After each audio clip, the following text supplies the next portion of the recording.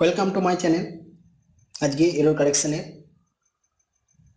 যে রুলসগুলো নিয়ে আলোচনা করছি তার 3 নম্বর পার্ট।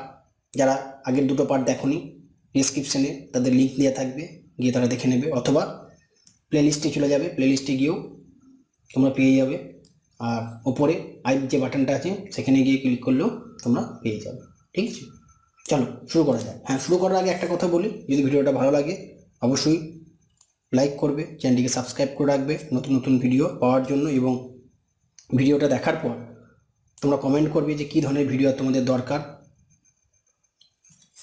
চলো শুরু করো। আজকে যে রুলসগুলো নিয়ে আলোচনা করব সেগুলো হচ্ছে ইউজেস অফ ভার্ব, মানে ভার্বের উপর বেস করে যে ভুলগুলো আমাদের হয় সেই ভুলগুলো নিয়ে আজকে কিন্তু আলোচনা হবে। দেখো, প্রথম রুলসটা কি বলছি যে when there are two subjects, যদি দুটো সাবজেক্ট থাকে ইন সেন্টেন্স, একটা সেন্টেন্সের মধ্যে, and there are not in the same number, এবং তারা যদি সেম নাম্বার না হয়, নাম্বার বলতে আমরা দুটো জানি, একটা হচ্ছে সিঙ্গুলার, একটা হচ্ছে প্লুরাল নাম্বার, মানে একটা বোঝাবে আর একের বেশি বোঝালে মোর দেন ওয়ান, মানে একের বেশি বোঝালে সেটা হবে প্লুরাল। তো we must have to use separate auxiliaries. সেই ক্ষেত্রে আমরা কি সেপারেট অক্সিলারিজ ব্যবহার করব। সেই অক্সিলারিজ মানে আমরা জানি, অক্সিলারি ভার্ব সম্বন্ধে যারা ক্লিয়ার নয়, আমার একটা ভিডিও আছে, দেখবে 3-5-4 রুলস বলে, এবং অক্সিলারি ভার্বে সাহায্যকারী ক্রিয়াপদে, সেখানে একবার দেখে নেবে, দেখবে ক্লিয়ার হয়ে যাবে। Is, are, am, was, were, have, has, had, এগুলো ওকে, যে ফর বোথ অফ দেম। যেমন এক্সাম্পল দেখো কি আছে, যে 3 কিল্ড অ্যান্ড 1 ওয়ার ইনজিওর্ড, 3জন মারা গিয়েছিল, 1জন আহত হয়েছিল। সেন্টেন্সটার মধ্যে 3 আছে, 1 আছে, ওয়ার আছে, ঠিকই আছে, কিন্তু না, এটা ভুল। কি বসবে এখানে, ভালো করে লক্ষ্য করো, এখানে লিখতে হবে 3 ওয়ার কিল্ড। 3 ওয়ার কিল্ড, কেন ওয়ার হলো, কারণ বেশি হলে প্লুরাল ভার্ব বসবে, আমরা জানি। Were killed and 1 was injured, 1 was injured, okay, এটা লক্ষ্য করো। A single verb should be made to serve two subject, একটা singular verb should be made, যদি সেটা কি করে, made to serve two subject, দুটো সাবজেক্টকে, অনলি হোয়েন, একমাত্র সেই সময় কি না, the form of verb is same থাকবে ফর বোথ সাবজেক্ট, বোথ সাবজেক্টের ক্ষেত্রে ফর্মটা একই থাকবে। এসো example, I am 17 years old and my sister 14। ভুলটা কি হলো, এখানে লক্ষ্য করো, দেখো আয়ের পর অ্যাম আছে, মাই সিস্টারের পর কি হবে না, একটা ইজ হবে, এটাও লক্ষ্য করো। তাহলে I am 17 years old and my sister is 14, এটা লক্ষ্য করো। Two auxiliaries can be, auxiliaries মানে আমরা জানি সাহায্যকারী ক্রিয়াপদ, can be used with one principal verb, যদি সেটা একটা প্রিন্সিপাল ভার্বের ব্যবহার হয়, only when the form of the principal verb, only when the form of the principal verb is appropriate to both the auxiliaries. যেমন he never has and never will take such strong measures, ভালো করে এখানে লক্ষ্য করো, কি আনসারটা হবে clear হয়ে যাবে। দেখো, he never has taken, okay, he never has taken and never will take such strong measure, এখানে বলেছে না ওয়ান প্রিন্সিপাল ভার্ব, এখানে প্রিন্সিপাল ভার্ব হচ্ছে, টেকটা হচ্ছে মেন প্রিন্সিপাল ভার্ব, টেকের এটা থার্ড ফর্ম, জানো যে he never has taken and never will take such strong measures. এই রুলসটা দেখো একবার। When there is only one auxiliaries, যখন একটা মাত্র অক্সিলারিজ থাকবে, টু প্রিন্সিপাল ভার্ব, আগেরটার ক্ষেত্রে কিনা ওয়ান প্রিন্সিপাল ভার্ব ছিল, দুটো অক্সিলারি ছিল, আর এটার ক্ষেত্রে ওয়ান অক্সিলারিজ এবং দুটো principal verb, it should be correctly associate with the board. কীরকম দেখো, যেমন 10 candidates have passed, 1 failed, 10 candidates have passed, 10 candidates have passed, 1 has failed, okay. তাহলে এখানে হ্যাজ অক্সিলারি ভার্বটা বসেছে, হ্যাঁ, হ্যাজ বা হ্যাভ একই, এটা সিঙ্গুলারের ক্ষেত্রে বসে, এটা প্লুরালের ক্ষেত্রে বসে, এটা সিঙ্গুলারের ক্ষেত্রে, এটা প্লুরালের ক্ষেত্রে হ্যাভটা, আর সিঙ্গুলারের ক্ষেত্রে হ্যাজটা হয়। 10 candidates have passed, 1 has failed.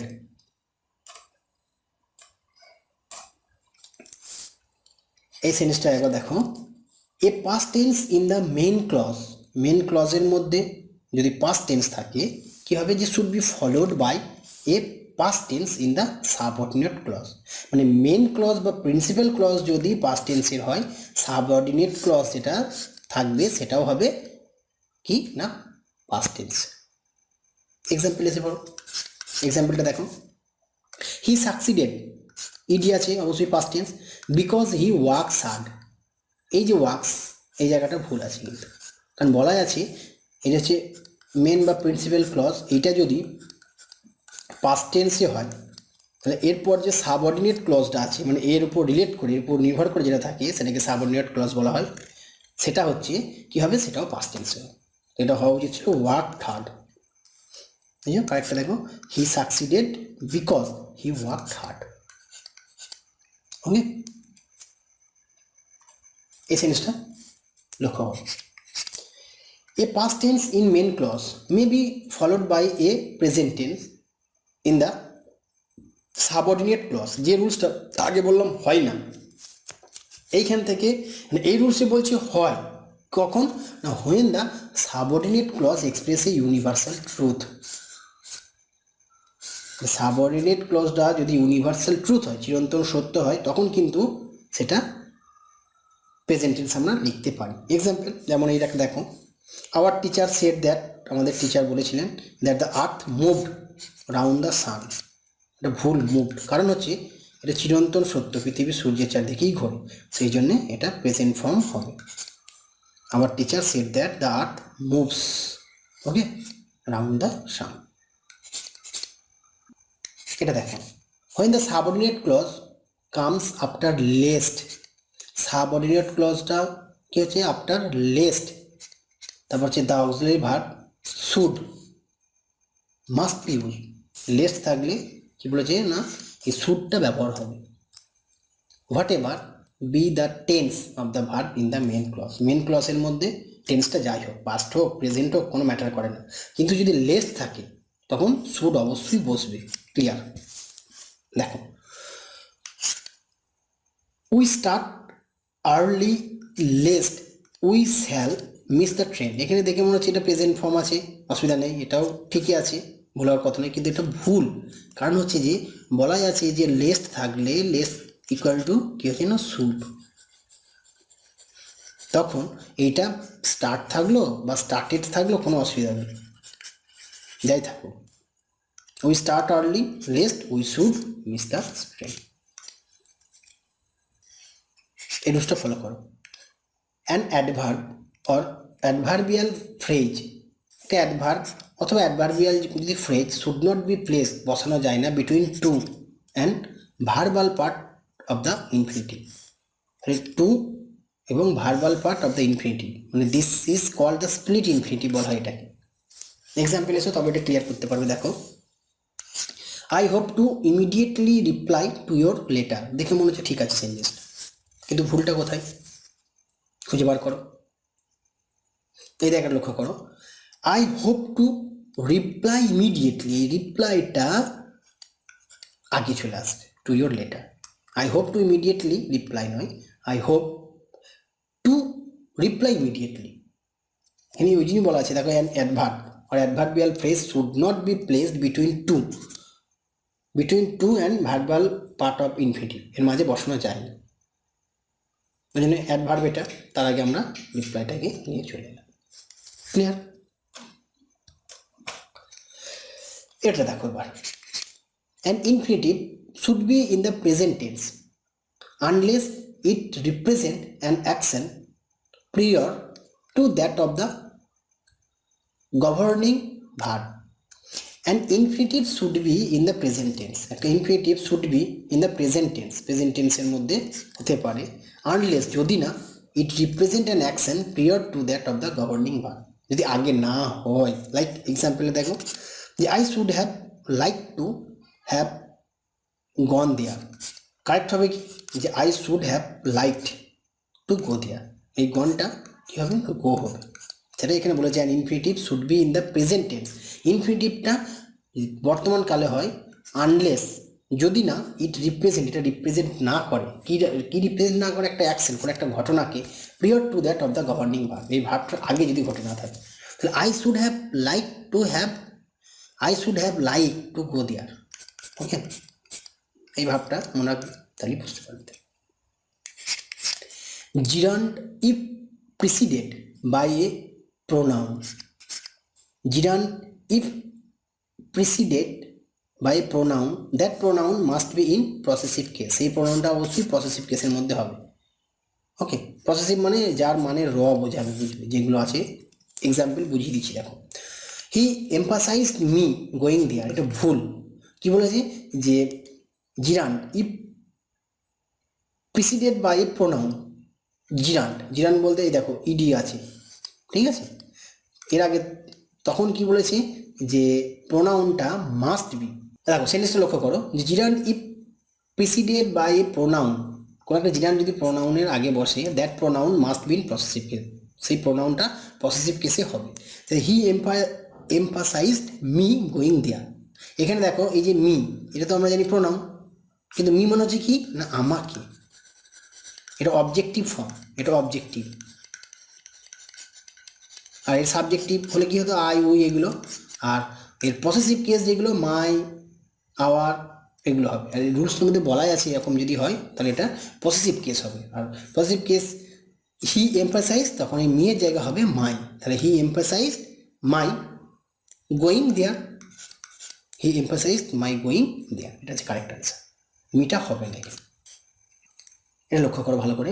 The present perfect continuous tense, present perfect continuous tense is used for a action, কোনো একটা কাজ that begin in the past time, যেটা অতীতে শুরু হয়েছে, অ্যান্ড স্টিল এখনো পর্যন্ত কি না going at the time of speaking, মানে যখন এটা বলা হচ্ছে ততক্ষণ পর্যন্ত চলছে।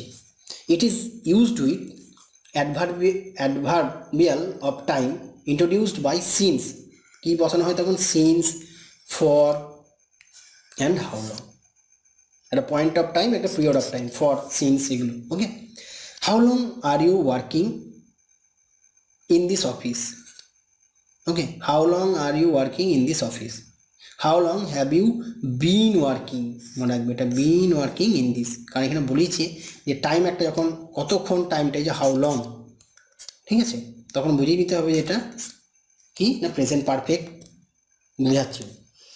সেই জন্যে কি মনে রাখবে যে এই ফর্মটা আমাদের আনতে হবে, how long are you working নয়, how long have you been working, এই টোটালটা মনে রেখে দেবে, হ্যাভ ইউ বিন ওয়ার্কিং। না, হ্যাভ বিন ওয়ার্কিং যেটা হয়, এবার কোয়েশ্চেন করলে তো আমরা জানি যে অক্সিলারি ভার্বটা প্রথমে চলে আসে, ঠিক আছে, তাহলে how long have you been working in this office. A verb when preceded by a preposition, যেমন প্রিপোজিশনের আগে বসে must be the gerund. A verb when preceded by a preposition, দেখো verb they were punished for come late. Okay, যেহেতু দেখো এখানে verb আছে, verb when preceded by preposition, যে ফরের আগে একটা ভার্ব বসেছে, তখন কি বলেছে, তারপর a preposition must be the gerund, যে a verb when preceded by preposition must be gerund, তখন জিরান হয়ে যাবে তার আগে যদি কোনো প্রিপোজিশন বসে। দে ওয়ার পানিশড ফর, এই জায়গায় লক্ষ্য করো, এর আগে এই যে কাম, এই ভার্বটার আগে দেখা করো ফর বসেছে, তাহলে ফরটা যেহেতু হচ্ছে প্রিপোজিশন তার ভার্বের, তখন এটা কি হয়ে যাবে, এটা হয়ে যাবে জিরান হয়ে যাবে। জিরান মানে আমরা আইএনজি জানি বসে যায়, তাহলে কামের সঙ্গে কামিং হয়ে গেছে। দেখো, they were punished for coming late, they were punished for coming late. The future indefinite tense is not used in the clauses of time. The future indefinite tense ব্যবহার হয় নাকি clauses of time, place, condition. Here the present indefinite tense is used. I shall wait for you till you finish your work. এটা ভুল, তার কারেক্টে কি হবে, I shall wait for you, আমি তোমার জন্য অপেক্ষা করতে পারি, till you finish your work, till you finish your work। দুটো ফিউচার হবে না, একটা মনে রাখবে এটা, যে একটা প্রেজেন্ট ইনডিফিনাইট হয়, একটা ফিউচার হয়। এই সেন্টেন্সটা লক্ষ্য করো ভালো করে, the present perfect tense is not used with the adverb of past time like yesterday in 90, 90s, etc. Here past indefinite tense is use, এখানে পাস্ট ইনডিফিনিট ব্যবহার হবে, প্রেজেন্ট পারফেক্টের ক্ষেত্রে এটা হবে না। যেমন I have bought A cycle yesterday, হবে না। তাহলে I have bought A cycle yesterday হবে না, কি হবে ওটা, I bought A cycle yesterday. তাহলে I have bought A cycle এটুকুই ঠিক আছে। এটা যদি না থাকতো বা টুডে হতো তাহলে এটা ঠিক হতো, এটা সিম্পল পাস্ট টেন্স হয়ে যাবে। The past perfect tense is used to represent the earlier of the two past action. Past perfect মানে মনে রাখবে দুটো অতীতের ঘটনার মধ্যে যেটা আগে হবে, যে ঘটনাটা আগে ঘটবে তার আগে পাস্ট পারফেক্টটা বসবে আর পরেরটাতে সিম্পল পাস্ট বসবে। যেমন রুলসটা হবে কি, যে হ্যাড হবে, ঠিক আছে, ভার্বের থ্রি রূপ হবে, এটা যেটা আগে ঘটনা, আর এই বাকিটার সঙ্গে তো সাবজেক্ট, তারপর হচ্ছে V2 অবজেক্ট। এটা অবশ্যই আগে সাবজেক্ট থাকবে, সাবজেক্ট তারপর হ্যাড তারপর V3, আর এটা হবে সাবজেক্ট V2 অবজেক্ট। লক্ষ্য করো, when I reach the station the train already left. কোন কাজটা আগে হয়েছে, ট্রেনটা আগে গেছে না আমি পৌঁছেছি, ট্রেনটা আগে গেছে, তাহলে এর ক্ষেত্রে হবে হ্যাডটা বসবে। কী হবে এটা, when I reach the station the train had already left, এটা হবে। যেমন আমি যদি বলি যে আমি আসার আগে তুমি চলে গিয়েছিলে, কোন কাজটা আগে হয়েছে, তোমার চলে যাওয়াটা, তাহলে you had gone before I came.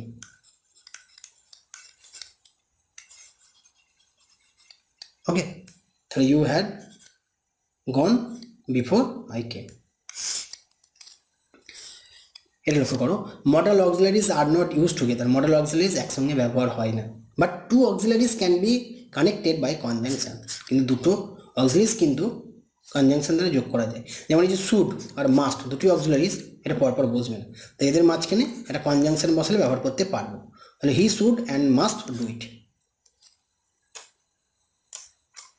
এটা লক্ষ্য করো, when need or dare is followed by not it turns into modal auxiliaries. When need or dare is followed by not, এদের পর যদি নট থাকে ইট টার্নস ইন্টু মডেল অক্সিলারিজে পরিণত হয়।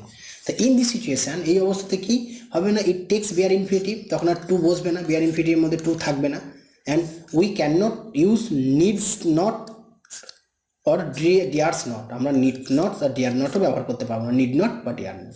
যেমন হি নিডস নট হবে না, হি নিড নট, এখানে থার্ড পার্সন সিঙ্গুলার নাম্বারের জন্য এস বাই এস হবে না, এটা মনে রেখে দেবে। ওকে, আশা করি ভিডিওটা তোমাদের খুব ভালো লেগেছে, খুব সহজে অনেকগুলো রুলস তোমরা সহজভাবে শিখে গেছো। এইভাবে যদি প্রত্যেকটা রুলসকে ফলো করো, এরর কারেকশনের সমস্ত রুলস তোমাদের ক্লিয়ার হয়ে যাবে। যদি ভিডিওটা ভালো লাগে অবশ্যই লাইক করবে, প্রচুর পরিমাণে ভিডিওটাকে শেয়ার করবে। আমি যে উদ্দেশ্য নিয়ে ভিডিওগুলো তৈরি করছি সেই উদ্দেশ্য তোমরা অবশ্যই সফল হবে, এবং কমেন্ট করবে, ভিডিও তোমাদের দরকার অবশ্যই কমেন্ট করে লিখবে।